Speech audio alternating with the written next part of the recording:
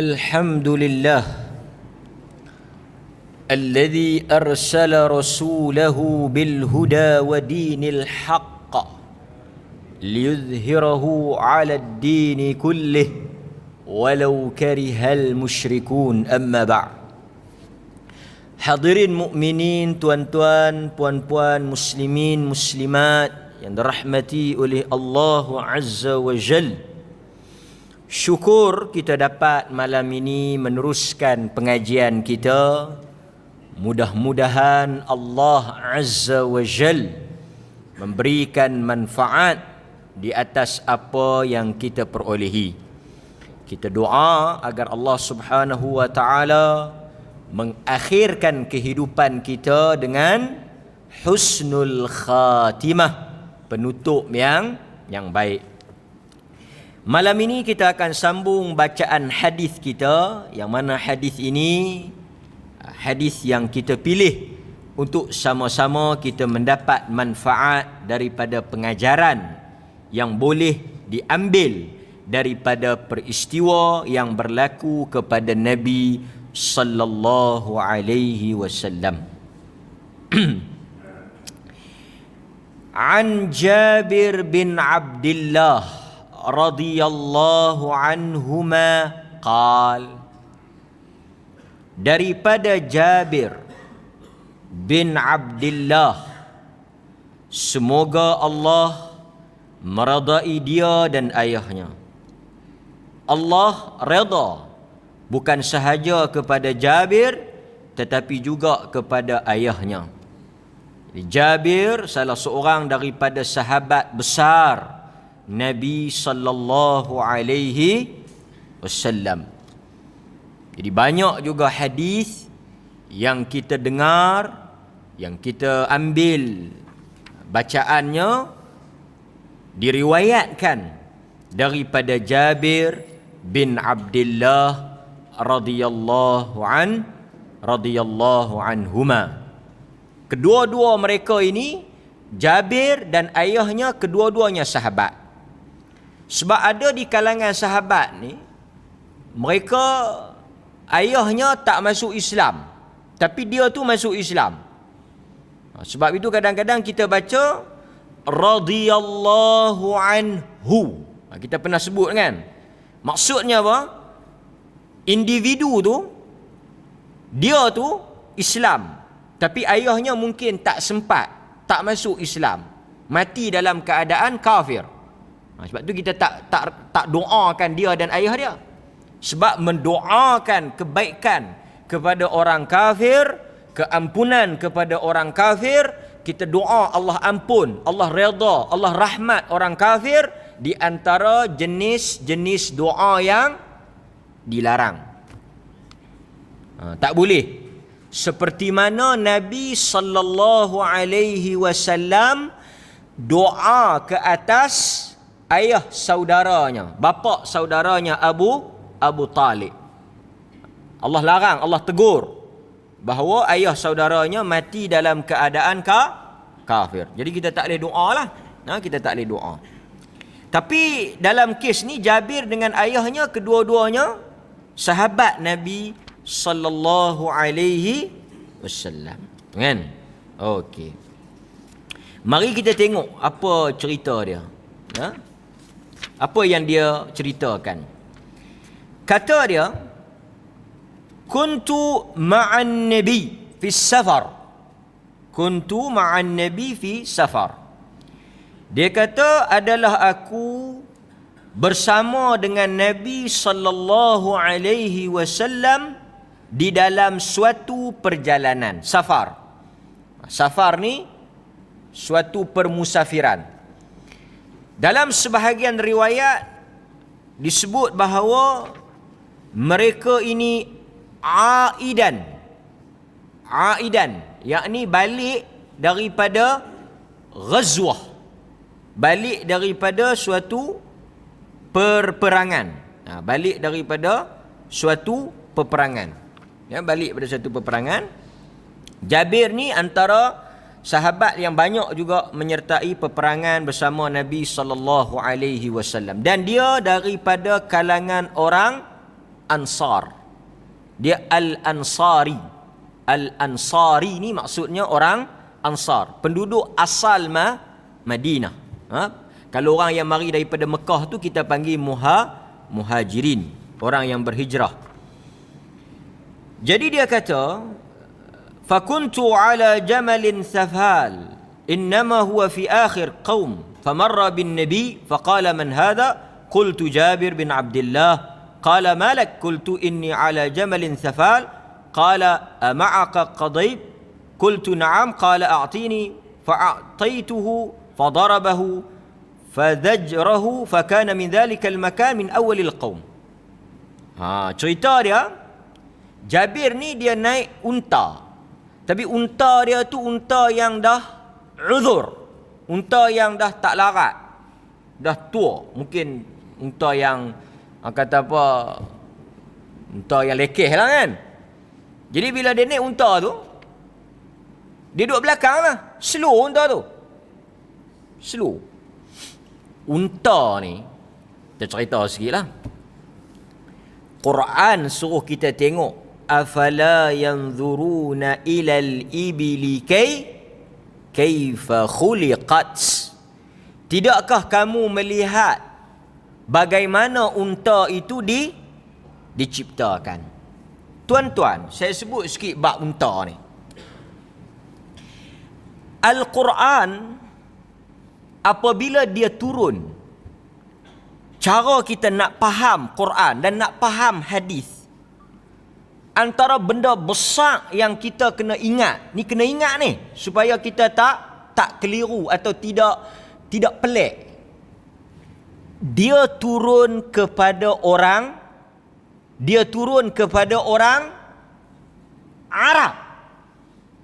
Dia turun kepada orang Arab. Dan tuan-tuan kena tahu, apabila Al-Quran turun kepada orang Arab, pada Nabi sendiri orang Arab, banyak poin-poin dalam Al-Quran meraihkan latar kearaban tu.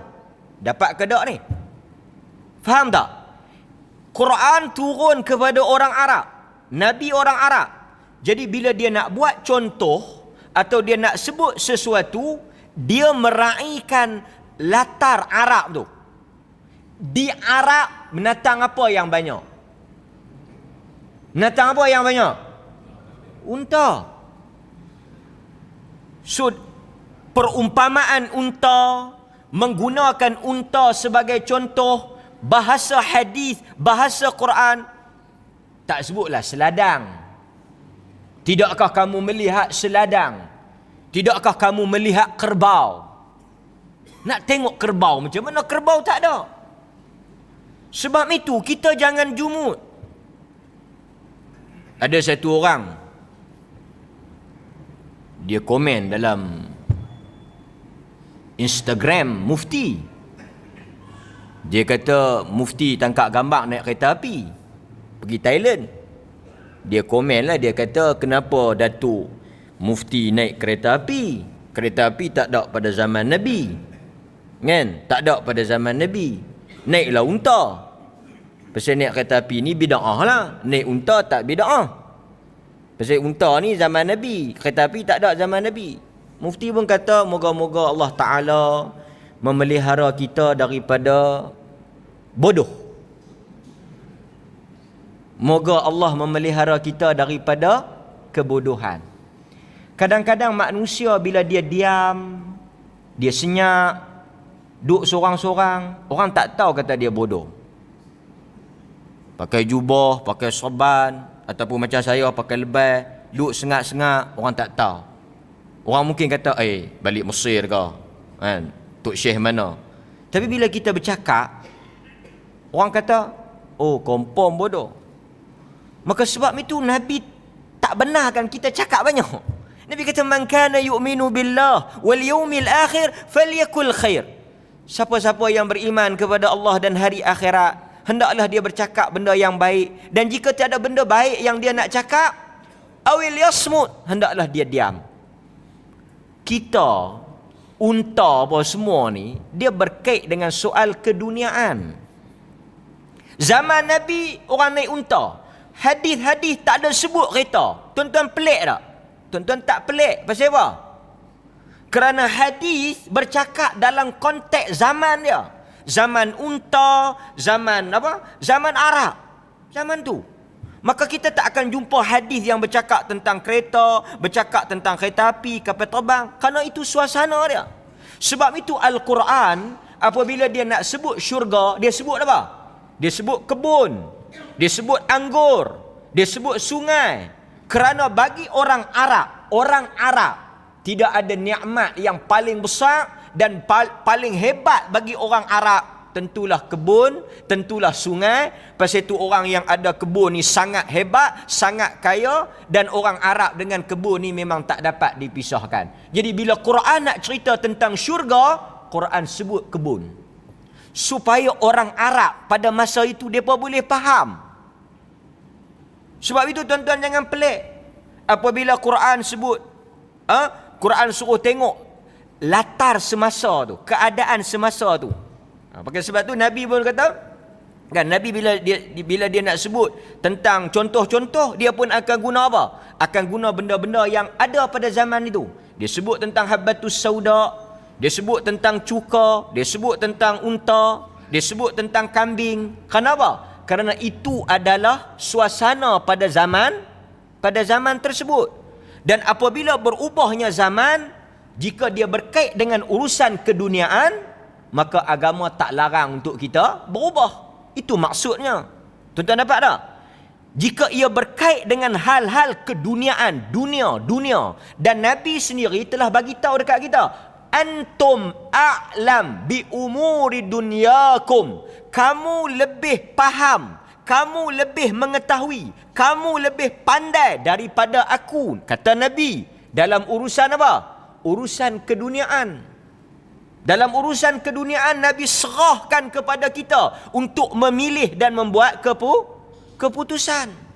Kerana dunia ni sesuatu yang berubah, mengikut tempat, mengikut masa, mengikut keadaan dan sebagainya. Jadi ini yang kita kena faham. Jadi tuan-tuan, bila Nabi naik unta, kenapa Nabi naik unta? Adakah dia perintah Allah?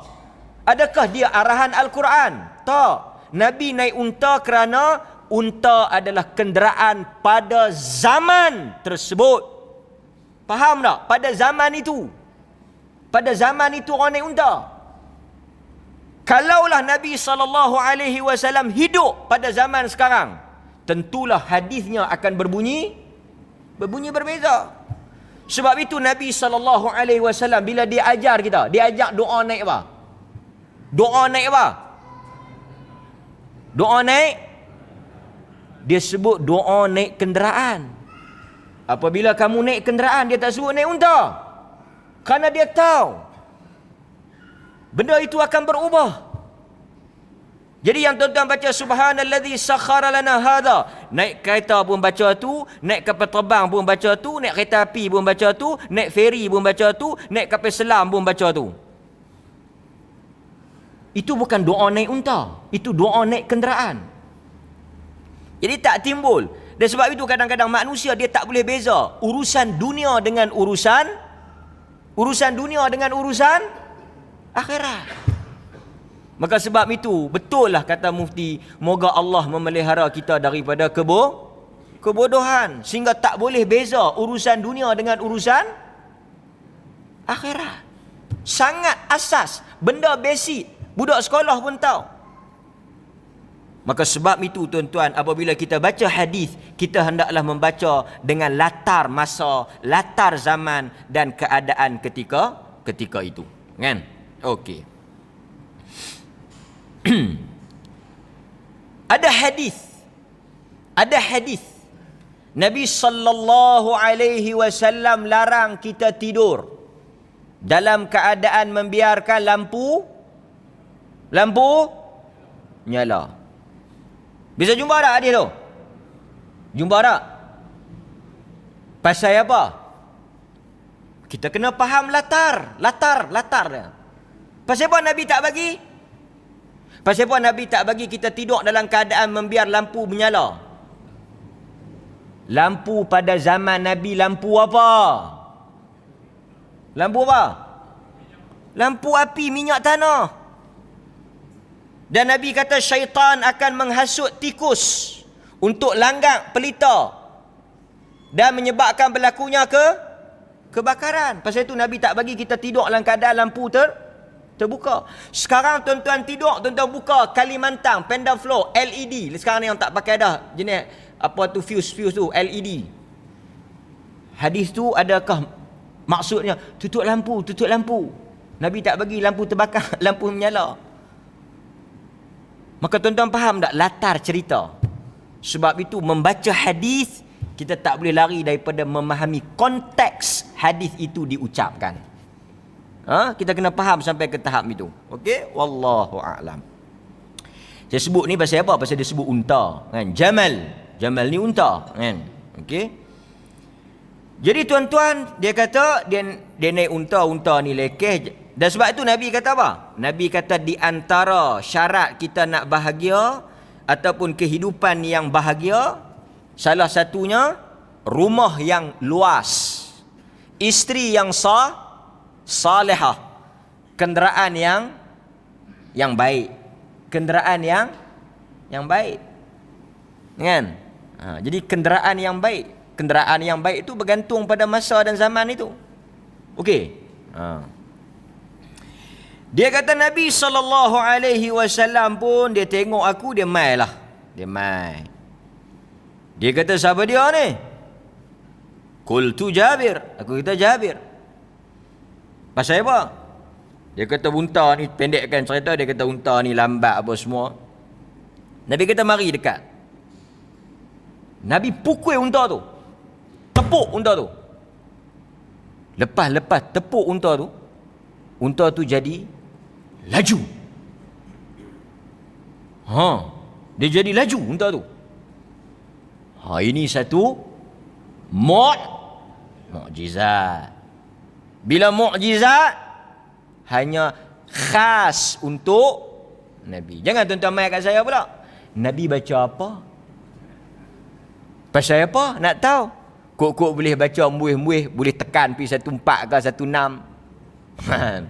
Benda ni mukjizat. Saya sebut dalam kuliah, mukjizat, karamah, sesuatu yang berlaku dengan kurniaan Tuhan. Allah nak bagi. Dia bukan sesuatu yang boleh dipelajari. Sebab itu kita sebut dalam kuliah kita, kan? Kita kata apa? Nasib Abu Bakar menjadi banyak bukan kerana dia membaca apa-apa ayat, tetapi Tuhan nak memuliakan dia. Bukan kerana dia baca, nasib tu jadi banyak. Bukan kerana itu. Tetapi kerana apa? Kerana karamah, kerana kekuatan iman, ketakwaan Abu Bakar itu menyebabkan Allah nak angkat darjat dia. Allah bagi jadi suatu benda yang luar biasa. Sebab itu kita kata Abu Bakar tidak mengajar orang selepas itu bagaimana nak menjadikan nasi tu banyak macam yang dia buat malam tu. Dia pun tak tahu. Dia kata apa? Bila nasi tu banyak, dia kata apa? Bila nasi yang bila makanan yang dia jamu tu jadi banyak, dia kata apa? Dia kata ini perbuatan syaitan. Ini perbuatan syaitan. Dia pun terkejut. Dia terkejut. Maksudnya benda tu benda yang spontan, on the spot, benda yang jadi, bukan dirancang. Sebab itu karamah, kan, benda-benda yang kemuliaan ni satu benda yang kita tak rancang, bukan kita buat. Tuhan nak bagi, kan. Banyaklah tuan-tuan pun mungkin pernah berlaku dalam hidup tuan-tuan, kan. Okey, contoh. Ada benda simple. Satu orang, satu hamba Allah, 3-4 kali minyak dia habis. 3-4 kali minyak dia. 2 kali betul-betul dekat stesen minyak. Macam tahu-tahu ya. 2 kali lagi betul-betul dekat rumah. Sampai rumah minyak habis. 2 kali lagi sampai di stesen minyak habis. Tak ada lah pula dia ajak kita nak baca apa, nak bagi jadi macam ni. Dia tak ajak orang macam mana nak bagi mati, nak bagi habis minyak betul-betul dengan stesen minyak. Tak ada doa. Benda tu Tuhan nak bagi karamah. Dan dia pun tak payah duk cerita. Dia kata aku Allahu Akbar, Allahu Akbar. Tak payah. Kita dengan Tuhan rahsia kita. Kan? Sebab itu karamah, kemuliaan ini bukanlah sesuatu yang nak dibangga-banggakan. Kan? Jadi laju. Laju. Lepas dah laju, Nabi SAW kata apa dekat dia? Nabi kata, jualah kat aku. Faqultu bal huwa laka ya Rasulullah. Qal. Dia kata, boleh. Tak ada masalah. Kemudian, cuma, dia kata, dengan syarat. Nabi beli dekat dia dengan syarat apa? Dengan syarat, sampai di Madinah, falamma danuna minal Madinah akhadtu irtahala. Barulah dia ambil. Mana dia tak bagi terus lah, dia nak naik dulu. Kan? Dia tak serah terus. Dia nak naik sampai Madinah, kan? Okey, tak apa. Setelah itu sampai di Madinah, Nabi tanya dia, "Aina turid?" Qul tazawwajtu imra'atan qad khala minha. Sampai di Madinah nampak dia nak macam nak tergesa-gesa. Nabi kata, nak pergi mana ni? Dia kata nak pergi menikah. Fahalla jariyah tula'ibuha wa tula'ibuka. Nabi kata nak menikah dengan siapa? Anak dara ke ataupun janda? Nabi tanya. Dia kata dia nak menikah dengan anak. Dia nak menikah dengan janda. Dia nak menikah dengan janda. Nabi kata, pasal apa tak menikah dengan anak dara? Tula'ibuha wa tula'ibuka. Kau ni muda lagi, patut menikah dengan anak dara. Kau boleh main-main dengan dia, dia pun boleh main-main dengan kau. Nampak? Cadangan Nabi tu. Tuan-tuan, banyak faedah kita boleh ambil. Dalam Islam, kita sangat digalakkan untuk membantu para janda. Sangat digalakkan. Sebab itu di zaman Nabi sendiri, janda-janda yang kematian suami. Pasal apa banyak janda? Pasal suami mereka pergi perang dan banyak yang mati syahid. Jadi banyaklah janda. Tapi tak lama, janda ni tak lama. Habis iddah, kebanyakannya bersuami. Sebab apa? Sebab di kalangan sahabat mereka berlumba-lumba nak bantu para janda ni. Kerana besar fadilat bantu para janda ni. Kan? Nabi kata orang yang membantu para janda seumpama orang yang berpuasa di siang hari dan bertahajud di malam hari. Orang yang menikah dengan janda, bela janda tu, bantu janda tu, tolong janda tu, ibu tunggal tersebut, apatah lagi yang ada anak, pahalanya sama seperti berpuasa di siang hari dan bertahajud di malam hari. Bantu. Jadi sebab tu Nabi pun kalau kita tengok kebanyakan semualah isteri-isteri dia daripada kalangan janda. Jadi menikah janda ni ada kelebihan dia. Ada kelebihan dia. Dan kita tuan-tuan kena ingat, salah satu benda yang paling besar jugalah masalah yang perlu kita fikirkan, kebanjiran janda ni. Kan? Ibu-ibu tunggal yang yang bercerai ni banyak. Jadi ini juga salah satu daripada hikmah poligami, iaitu membantu para janda, kan? Okey, tapi Nabi ni dia tengok pada usia Jabir tu. Dia kata kalau saya tak menikah, mungkin dia tak boleh menikah dan sebagainya. Tak penting, tak semestinya kita menikah, kan? Kita boleh bantu dengan banyak cara lah, kan? Kita bantu dengan bagi nafkah ke, bagi pekerjaan ke. Janji kita bantu bela dia, kan? Kerana ada kelebihan besar berkaitan dengan janda. Tapi Jabir ni dia ada alasan dia. Ada alasan kenapa dia menikah dengan janda. Saya kita baca. Cuma Nabi ni bila dia tengok orang muda, Nabi suggest kat dia cari orang muda juga yang sama dengan dia. Ini juga salah satu bentuk yang patut kita timbangkan lah. Tuan-tuan, salah satu daripada perkara yang patut kita ambil kira sebelum menikah ni, apa dia? Al-kafa'ah. Bahasa kita sekufu. Sekufu ni banyak perbincangan di kalangan para fuqaha. Ada yang kata sekufu ni maksudnya sama dari sudut agama. Kita ni orang yang beragama, kita cari orang yang beragama. Ada juga yang kata sekufu ni dari sudut apa? Kedudukan. Kalau kita ni orang bangsawan, orang ada-adaan, kan, kita cari juga daripada golongan yang setara. Banyaklah maksud. Boleh jadi juga orang yang berusia muda, bila dia nak menikah, antara benda yang dia nak kena pertimbangkan dari sudut sekufu ni, cari yang sama bayar.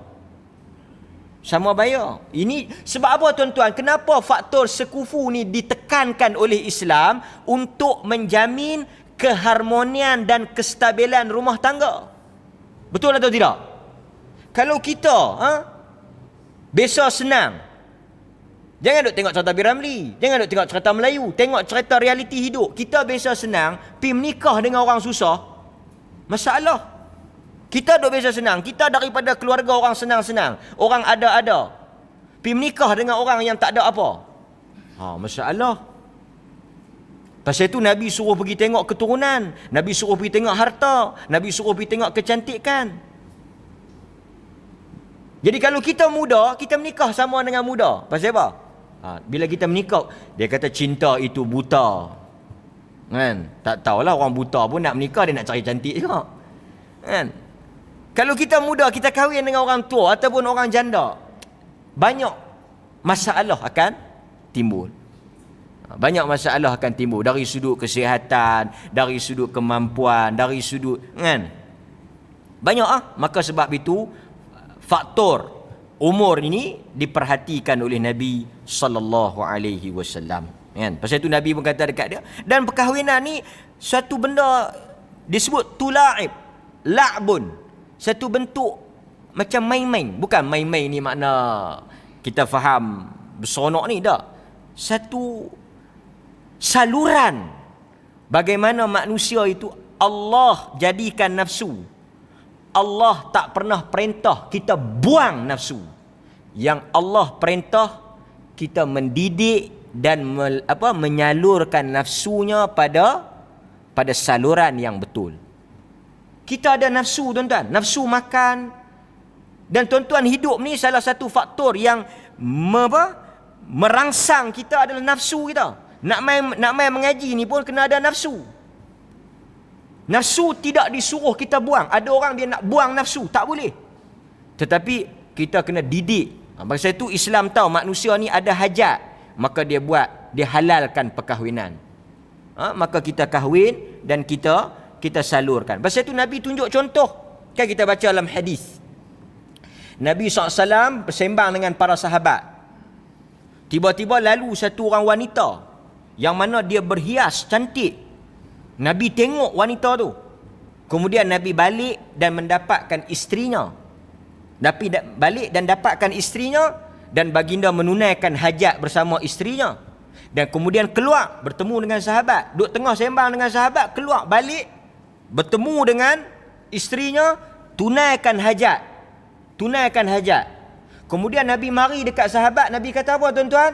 Nabi kata, sesungguhnya wanita tadi dia datang dalam bentuk wajah syaitan. Wanita yang keluar rumah berwangi-wangian, bersolek, berhias, berjanguk. Orang Kelantan kata berjanguk ni. Mari keluar ni, duduk ni, Nabi sebut syaitan. Dan kita orang laki-laki bila tengok perempuan, dia akan mari nafsu tu.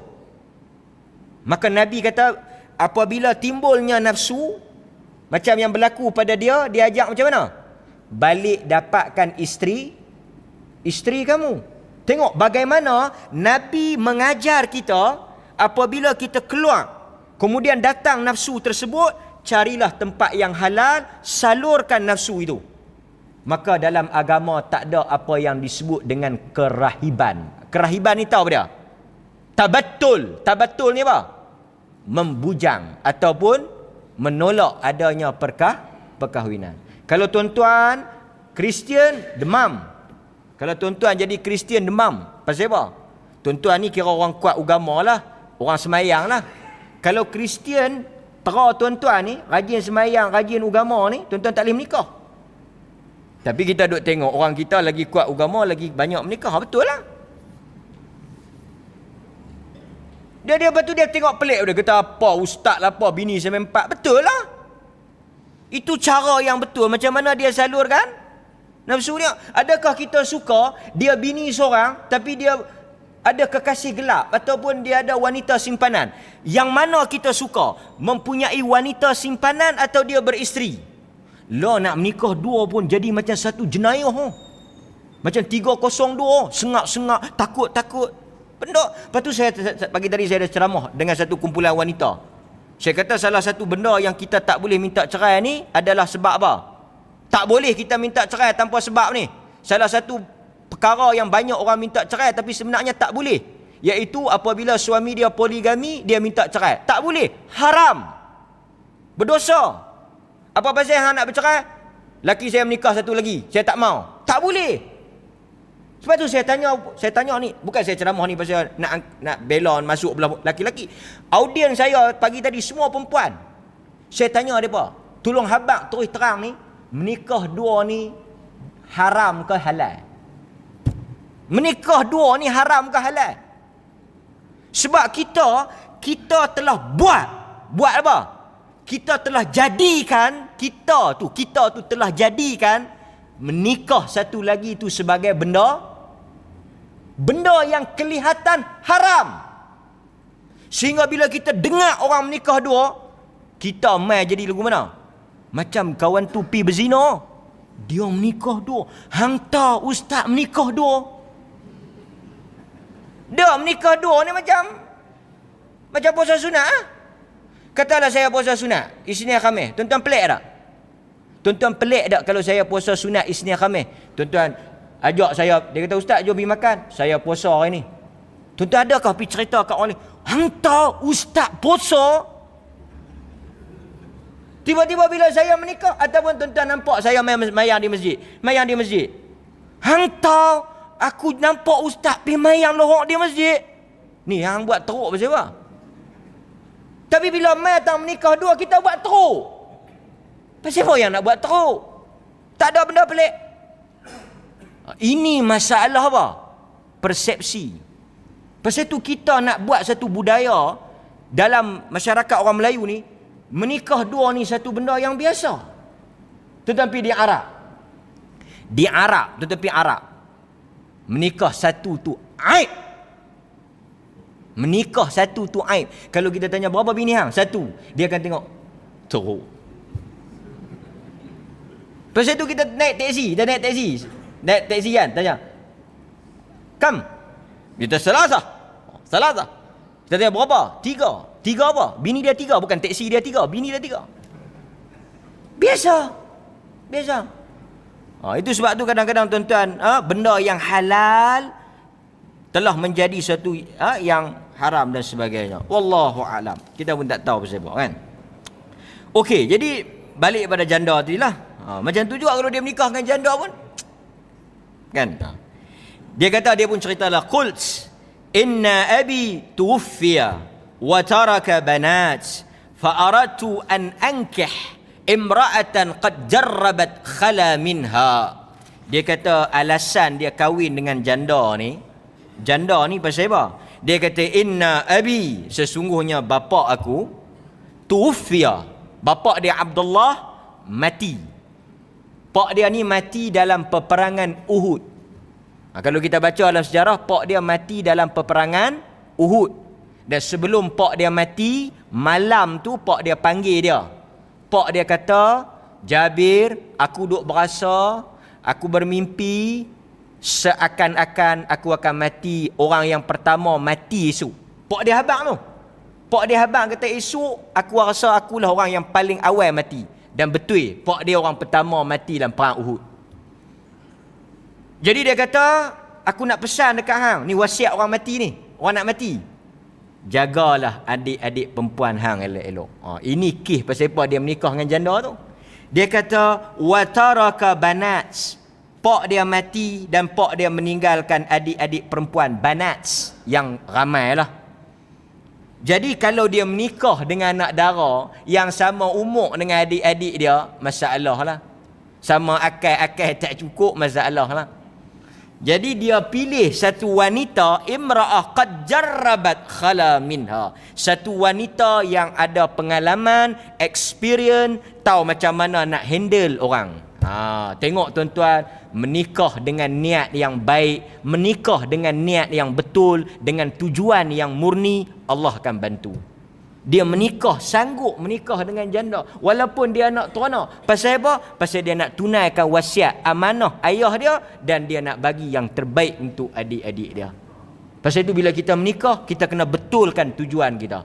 Kita kena betulkan niat kita. Pasal apa kita menikah? Allah Ta'ala akan bantu kita.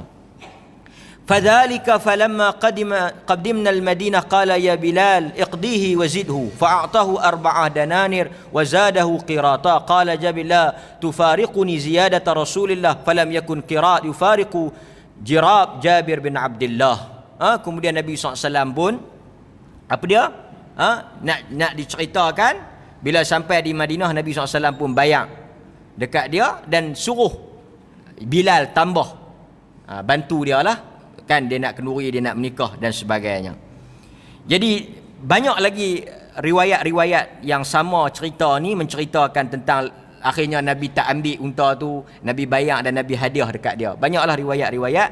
Cuma setakat yang kita nak ambil itu, kita ambil dahulu setakat itu, seperti mana ya dalam hadis yang diriwayatkan oleh Al-Imam Al-Bukhari.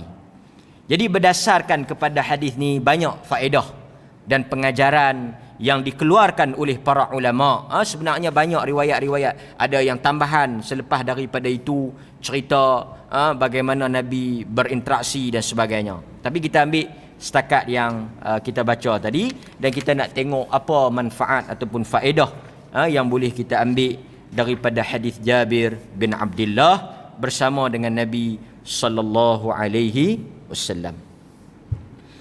Okey. Hadis ini kalau kita tengok diriwayatkan oleh Al-Imam Al-Bukhari di dalam Kitabus Salah. Ada dalam Sahih Bukhari di dalam kitab semayang.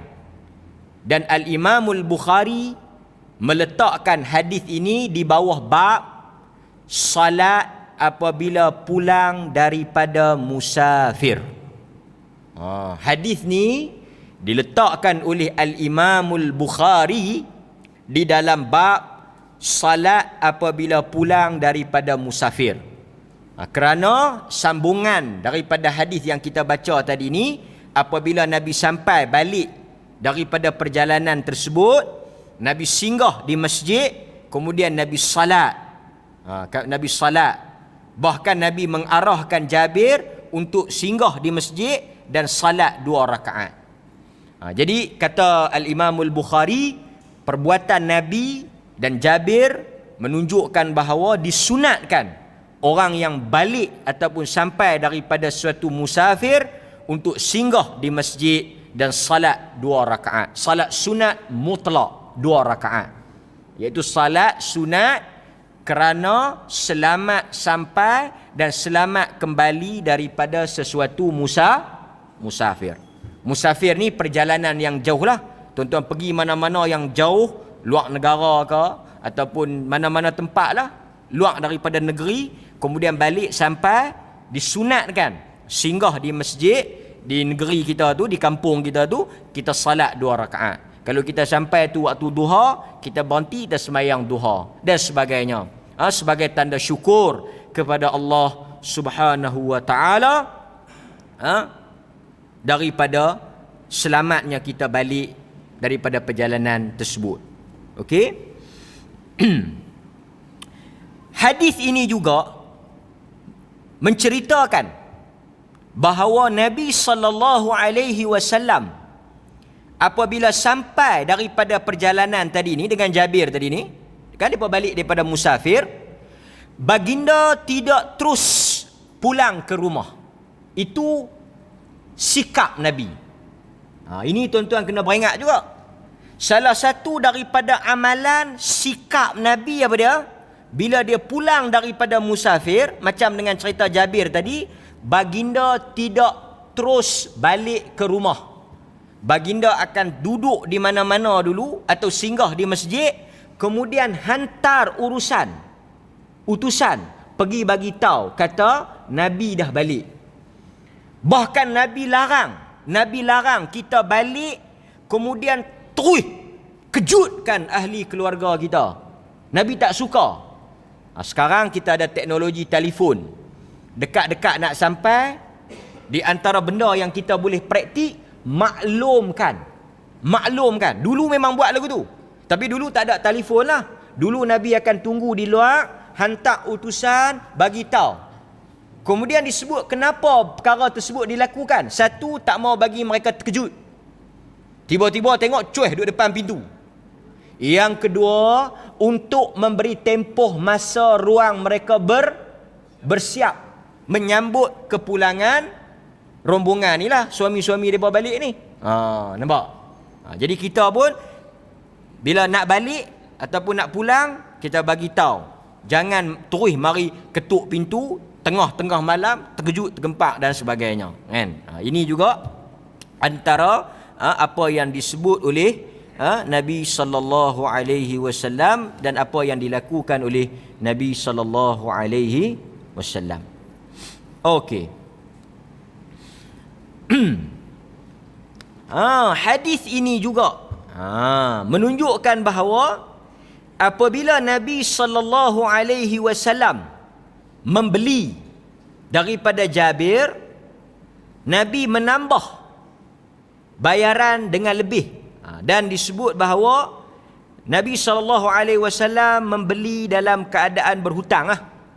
Nabi beli unta tu tak bayar lagi, sampai di Madinah baru bayar. Dan bila nak bayar, Nabi bayar lebih. Jadi salah satu benda yang kita boleh tiru apabila kita berhutang ataupun apabila kita membeli dan sebagainya, sunnah kita lebihkan dari sudut bayaran tu. Kita hutang, ini bukan perjanjian, tapi ini sukarela. Tuan-tuan beli barang ke atau tuan-tuan nak bayar hutang, sunnah bayar lebih. Sunnah. Quran pun dia suruh kita bayar lebih. Bayar barang ke, bayar hutang ke, sebab lebihan itu menjadi sedekah. Kan dia bagi dalam Islam, kita tak lecah lebih, dia jadi riba. Kita kena ambil pertimbangan lah, kesanggupan dia tolong kita, tempoh masa yang dia bagi, kan? Dia mempermudahkan urusan kita. Jadi sebagai ihsan, sebagai balas balik kita kepada dia, kita bayar lebih. Dan yang terima tu tak salah dia terima, tak salah untuk dia ambil. Bukan dia yang minta, jangan dia minta pula. Dia kata aku bagi tempoh seminggu lah. Kalau seminggu hang tak boleh mai bayar, kalau hang mai bayar lewat daripada tu, hang faham-faham ambil lah. Kalau hang nak pinjam pula,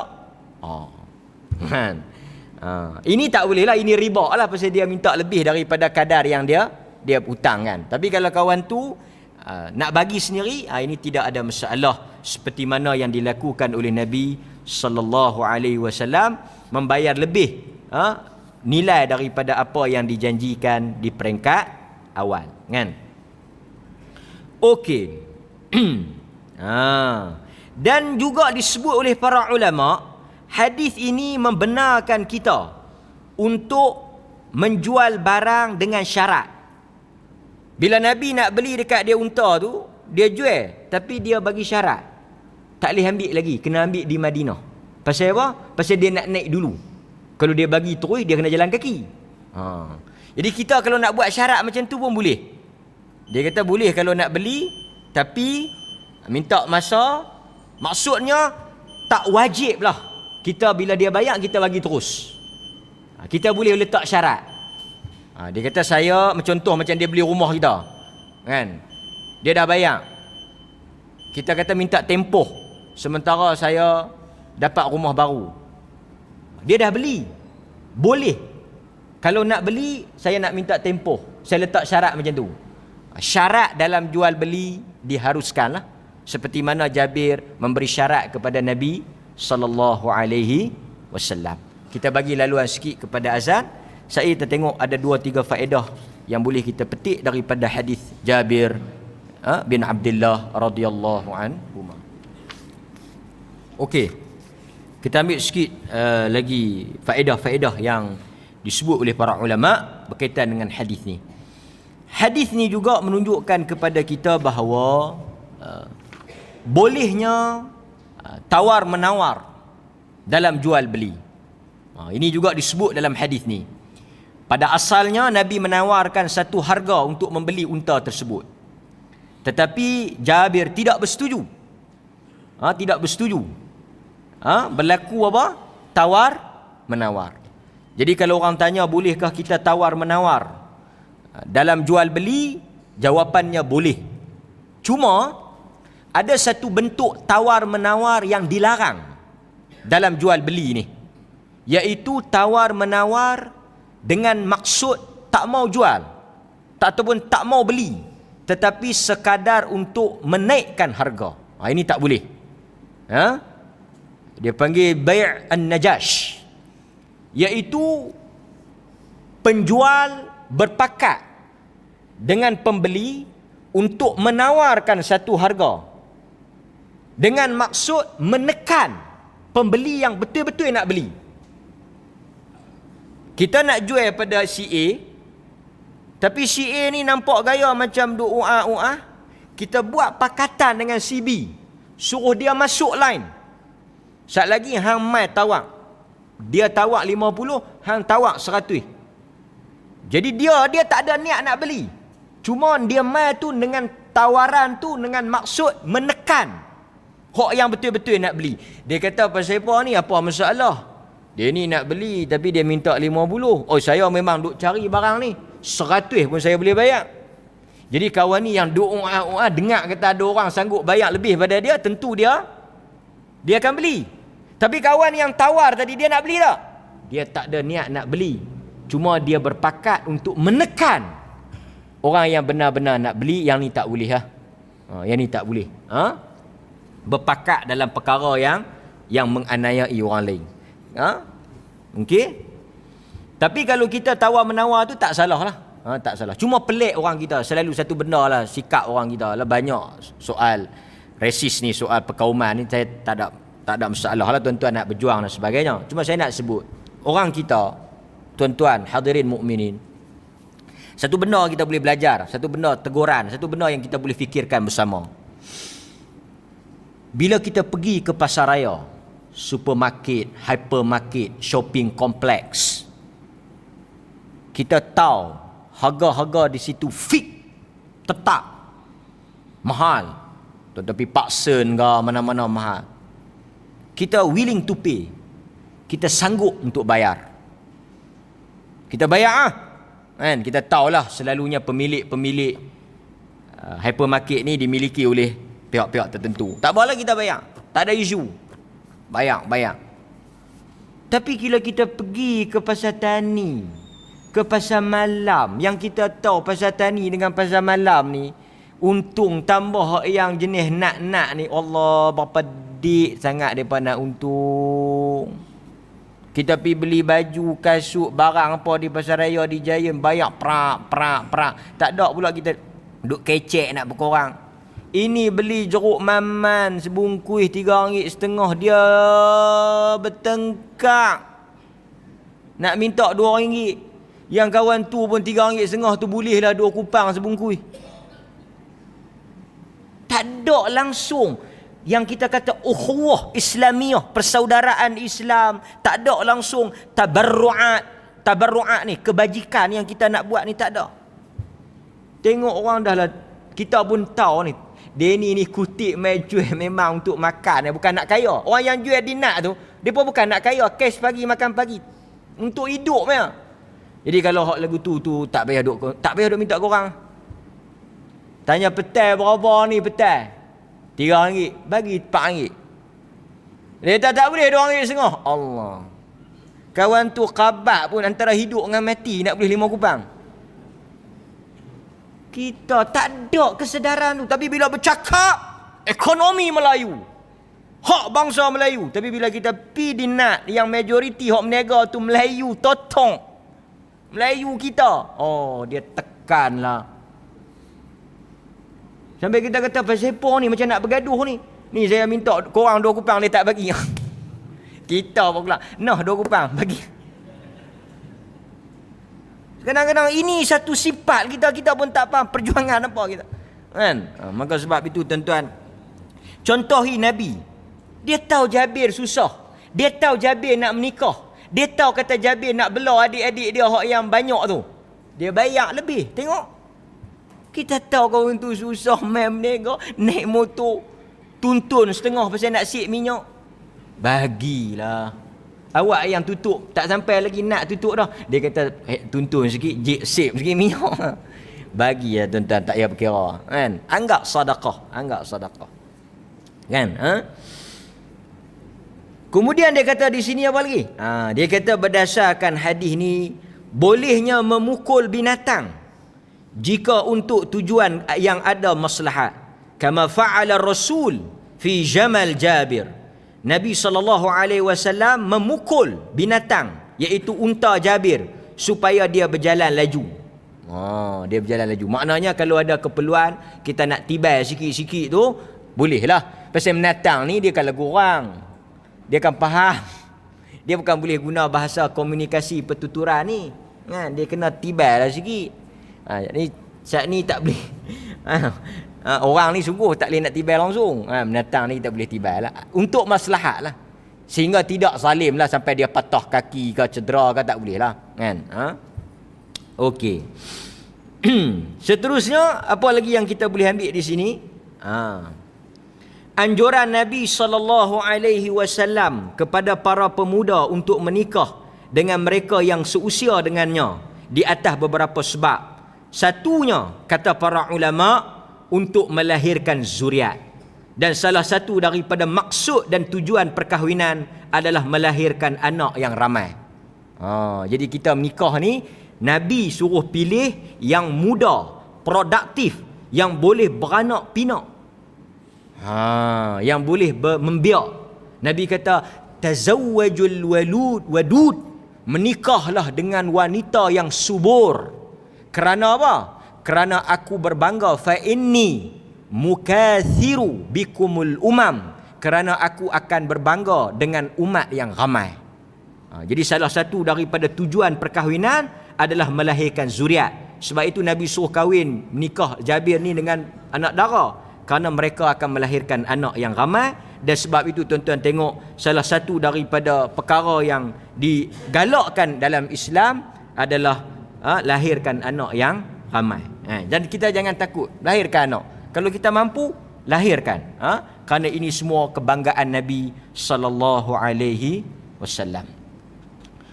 Pasal itu saya tanya satu orang tu, anak dia ramai, berbelah jugalah. Saya tanya ni, ramai anak?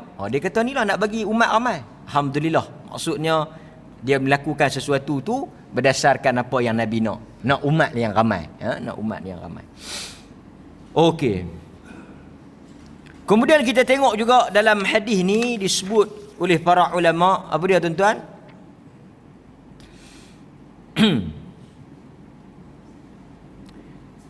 Suatu isyarat bagi wanita untuk membantu suaminya menguruskan hajat dan keperluan mereka. Tuan-tuan, ramai orang ataupun ramai wanita sekarang ni depa petikai. Orang perempuan ni sebenarnya kena buat apa? Ataupun tanggungjawab sebenar orang perempuan ni apa dia? Kalau kita tengok dalam hadis, di zaman Rasulullah, wanita-wanita ni memang sedia maklum. Tuan-tuan tengok hadis Fatimah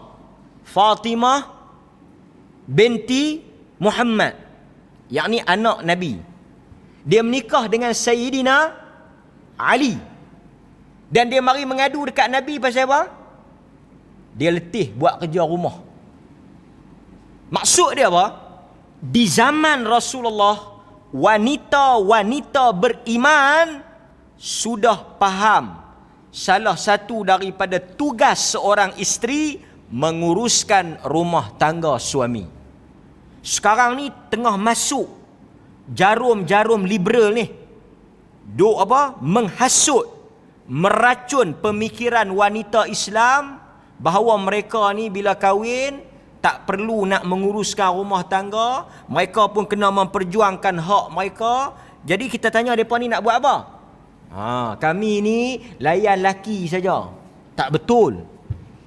Sebab itu bila Nabi dengar, tuan-tuan, Nabi dengar Pasal apa hang nak menikah dengan janda? Kalau bahasa kita lah kampung, aku menikah dengan janda ni nak suruh dia bela adik-adik aku. Ai. Maksudnya apa? Tuan-tuan faham tak? Seolah-olah dia nak memperkudakan wanita tu. Oh, hang menikah dengan dia, hang nak suruh dia pi pesah adik-adik hang. Tapi ada tak Nabi kritik, Nabi komen, Nabi bantah? Ada tak Nabi bantah? Cuma Nabi kata apa? Lepas Nabi dengar tu, tuan-tuan tahu Nabi kata apa? Barakallah. Bagus Jabir. Allah berkat engkau. Menunjukkan apa? Tak salah. Dan ini satu kemuliaan wanita. Bantu isteri. Jangan rasa wanita yang duduk di rumah, buat kerja rumah tu lekeh. Sebenarnya ini satu jihad. Satu apa? Satu ruang untuk dapat pahala besar. Jangan rasa lekeh. Jangan rasa malu. Dan jangan rasa kami ni tak tahu apa, duduk rumah lah, tinggal tengok pinggan mangkuk periuk belanga ni lah. No, ini satu kemuliaan. Yang kerja pun bagus, bantu suami. Yang duduk di rumah pun bagus. Dan Nabi tak marah. Dan ini satu isyarat wanita apabila dia berkahwin, salah satu daripada tuntutan agama yang Islam suruh adalah menguruskan rumah tangga suami dia, sama ada suami dia ada anak-anak ke ataupun suami dia ada adik-adik ke, bela urus rumah tangga, kan? Dan Allah Taala akan turunkan keberkatan, kan? Sebab tu tuan-tuan, kalau tuan-tuan ni ada peluang nak buat pahala, cari duda yang anak ramai, kan? Cari duda yang kematian suami, kan? Saya di Penang ada 2-3 orang. Dia kata ni, ustaz, dia ni duda anak ramai. Ini peluang pahala. Macam kita, lelaki cari janda sebab nak bela anak-anak yatim. Wanita pun boleh. Dia kata nak cari duda anak ramai. Pasal apa? Pasal dia nak buat pahala. Bila kita niat tu betul, ikhlas, jujur, Allah akan bantu. Allah akan bantu. Nampak tuan-tuan? Ini sebab saya tu kita kena hidup dalam suasana orang Islam. Kita jangan tengok. Kita jangan rasa ni sekarang ni dia duduk mari lah. Dia kata apa? Dia kata wanita ni diperhambakan. Dijadikan hamba. Jadi wanita pun akhirnya memberontak. Tak mau buat apa? Lawan suami. Sebab apa? Sebab merasakan diri mereka dipergunakan. Tak. Sebenarnya satu kemuliaan bagi wanita apabila dia boleh menolong, meringankan, membantu suami dia. Kan, suami dia. Ini satu benda yang sepatutnya kita ambil perhatian, dan mudah-mudahan pengajaran dan faedah daripada hadis Jabir ini dapat kita lakukan dan dapat kita jadikan pedoman dalam hidup kita. Sebenarnya banyak yang disebut oleh para ulama tentang hadis ni, tetapi cukuplah sekadar 1-2 perkara yang besar saya rasa yang boleh kita ambil, dan kita doakan agar Allah juga mempermudahkan urusan kita seperti mana dipermudahkan urusan Jabir, dan Allah Ta'ala memberikan pahala. Jabir ni bagus, nak menikah pun dia fikir, dia nak apa? Dia nak berurusan dengan Nabi pun. Semua kalau kita baca cerita ni, semua watak-watak yang ada dalam hadis ini mencari keredaan Allah. Mencari keredaan Allah. Nabi bila nak beli bayar lebih. Jabir tuan-tuan tahu dia buat apa? Dia kata tak payah bayar lah Rasulullah, saya hadiah lah, tak payah bayar lah, saya hadiah. Nampak tuan-tuan? Masing-masing cari redha Allah, bukan masing-masing nak ambil kesempatan. Maka sebab itu orang beriman, apabila kita nak buat tindak tanduk kita, hendaklah kita letakkan sasaran dia berdasarkan hadis ini. Kita nak cari redha Allah, mardatillah, kemuncak kehidupan seseorang. Tuan-tuan, banyaklah saya kenal sebahagiannya terlibat dengan aktiviti kebajikan, terlibat dengan politik, terlibat dengan NGO, terlibat dengan masjid. Tuan-tuan, apa sebab? Ada yang jadi AJK masjid, ada yang terlibat dengan pertubuhan bukan kerajaan, ada yang masuk politik, ada yang join masyarakat. Kita tahu tuan-tuan, macam cerita Jabir ni, semua matlamat kita, aktiviti, perkara yang kita join tu, yang kita masuk, yang kita terlibat tu, Sebahagiannya tak ada keuntungan pun. Tak ada reward, tak ada ganjaran pun. Tak ada habuan pun, tak kaya pun dengan benda yang kita buat. Jadi AJK masjid pun tak kaya, jadi AJK NGO pun tak kaya, duit nak kena keluar lagi adalah. Tetapi kita tahu tujuan kita, niat kita, matlamat kita untuk meraih keredaan Allah dalam apa yang kita lakukan. Lebih besar daripada dunia dan seisinya. Pasal itu tuan-tuan, kita contohi Jabir. Dia nak menikah pun, dia nak cari redha Allah.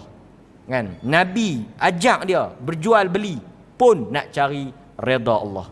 Bila tuan-tuan masuk, tuan-tuan buat, tuan-tuan letakkan di hadapan mata tuan-tuan untuk raih redha Allah, maka tuan-tuan tak akan rasa mudah kecewa, mudah putus asa, mudah nak Inilah mebai. Pasal apa? Pasal kita tahu kita buat itu untuk redha Allah Subhanahu wa taala. Pasal itu saya nasihat tuan-tuan, ada peluang, ada ruang, tuan-tuan nak menyumbang khidmat, menyumbang bakti sebagai bekalan akhirat, masuk, join, ikut, terlibat. Sebab apa? Sebab Quran kata watazawwadu. Quran kata watazawwadu. Watazawwadu. Carilah bekalan. Bekalan itu bukan semata-mata kita semayang. Bekalan itu bukan semata-mata baca Al-Quran, berzikir. Segala kerja baik kita, segala amalan kita, segala aktiviti kita, kalaulah untuk kebaikan manusia, manfaat kepada manusia, Allah akan redha pada kita. Kita dengar tadi kita sebut Jabir bin Abdullah radhiyallahu anhuma. Allah redha dia dan ayahnya. Kita nak dapat title tu lah. Title yang Al-Quran sebut. Was-sabiqunal awwalun minal muhajirin wal ansar. Daripada kalangan orang-orang yang awal, mereka itu masuk Islam. Siapa? Muhajirin, Ansar. Muhajirin tinggal harta benda di Mekah. Ansar sambut Muhajirin, bagi harta benda, sedekah, serah harta benda mereka. Quran bagi ganjaran yang besar. Radhiyallahu anhum wa radu'an. Di atas pengorbanan, di atas sumbangan, di atas kebajikan yang mereka berikan itu, Allah redha di atas mereka dan mereka redha kepada Allah. Sebab tu saya kempen tuan-tuan orang masjid, orang mengaji, orang sunnah, kalau ada peluang-peluang kebajikan, aktiviti-aktiviti kebajikan, tuan-tuan masuklah dan tuan-tuan niatlah untuk mencari redha Allah Subhanahu wa taala. Wa sallallahu ala nabiyyina Muhammad wa ala alihi wa sahbihi wasallam. Walhamdulillahi rabbil alamin. Assalamu alaikum warahmatullahi wabarakatuh.